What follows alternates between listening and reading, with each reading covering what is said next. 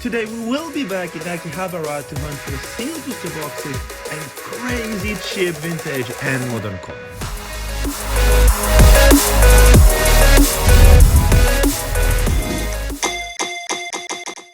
Hi guys, welcome back to the channel. Today we're back in Akihabara and I think it's going to be our monthly meeting. But hey, it's Akihabara, that's how it is, it never ends. The reason why we're back is because of Bee Honpo. And if this name sounds familiar, there is a reason for it. 2 months ago I took you to the Osaka branch of Bee and found out very recently that they had a branch in Akihabara as well. So if you remember how fond I am of Osaka's Bee Honpo, you bet I was going to take you to this one too. This store is not on the main avenue. As a matter of fact, I heard it's pretty hard to find, so we'll head there and see for ourselves. I'm usually pretty good at orienteering, but this is seriously hard to find. I think it should be that way. Okay, let's just walk a bit and see. Gotcha! It's right here. Okay guys, this is a building. Do we agree that there is absolutely no way a tourist will find this place on his own? This is on the 6th floor, and except this tiny sign, there is nothing else that indicates the store. We're going to head in quick as it's raining outside and I want to stay dry as much as I can.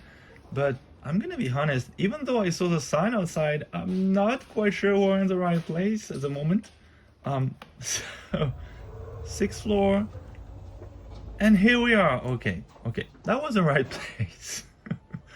But damn, that's not easy to find. Like, from the outside it looks just like any random building. But enough talking, let's just get it.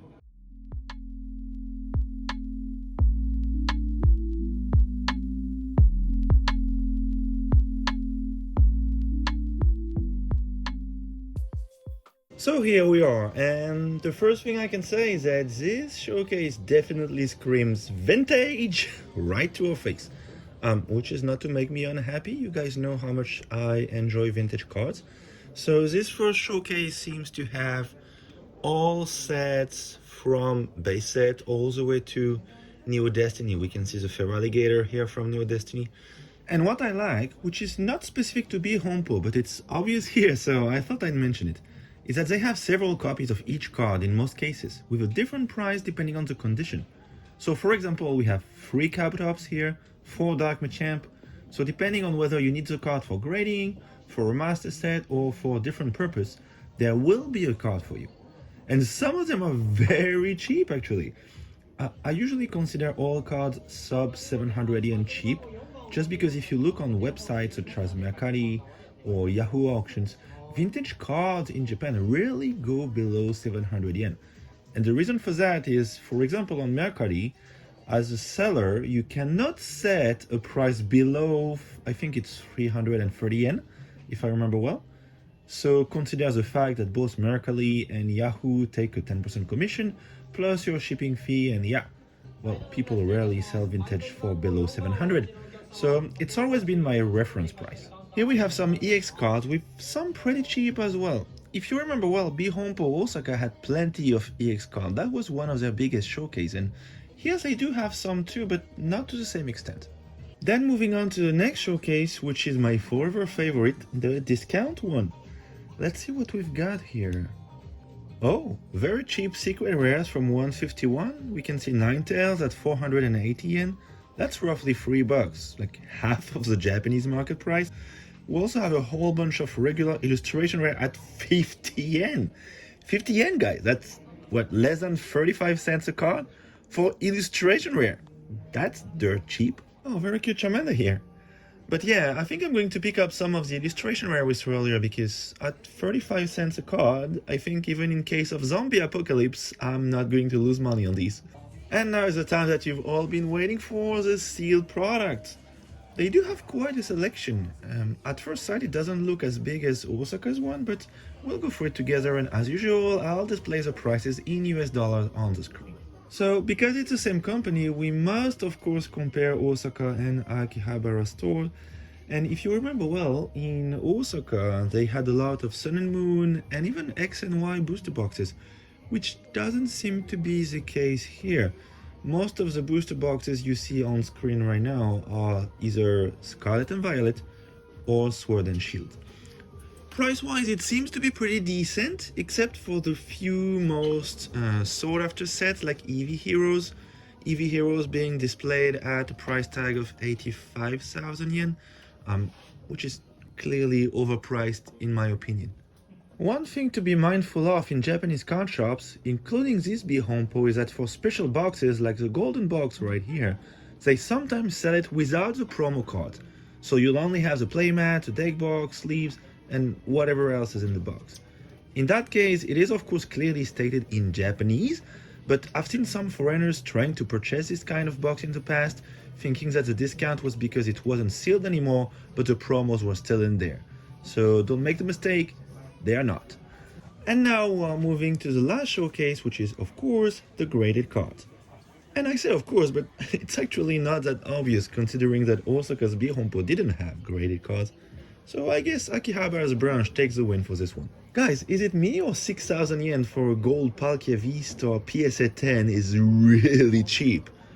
I don't know, if you take into account the cost of grading, which is roughly 2,500 or 3,000 yen, wow, when did this gold card get so cheap? All the slabs you see here are PSA 10s, but this showcase doesn't have only slabs, it also has a whole bunch of singles as well. So we're going to go through it together, and while I do that, there is something I wanted to mention and I forgot to do it earlier, is that Bee Honpo has what they call a point card. It's basically a member's card. Most of the stores in Japan have one, and sometimes the clerk will ask you if you want it at the time of your purchase, but sometimes they won't, so make sure you ask for it. Well, on a day-to-day basis, it's not very interesting because you get something like 1% worth of your purchase in points. On special days like Black Friday, New Year or other though, they bump it up to 10% points, and that makes for a big difference. For example, if you purchase, let's say, 60,000 yen worth of products, a few booster boxes for example, then you get 6,000 yen worth of points, which you can spend right away to get, let's say, a PSA 10 gold Palkia V-Star for free. I know plenty of people who proceed like this in Japan, so if you're around during one of these days, keep it in mind. Okay, that was my last piece of advice for today, so time for me to leave and I'll see you back at the studio. And we're back! Did you enjoy the trip to Bee Honpo? If you had to compare it with Osaka's branch, which one would be your favorite? Personally, I was positively surprised because you know how high Osaka's Bee is in my personal card shop ranking, but I found this one very good as well. They have a good mix of affordable and more pricey products, and they do have slabs, which Osaka's branch didn't. The only downside, in my opinion, was the lack of products from Sun and Moon or any older era, which was to me the biggest selling point of Osaka's Bee Honpo, if you remember. And if you don't, I invite you to rewatch the video.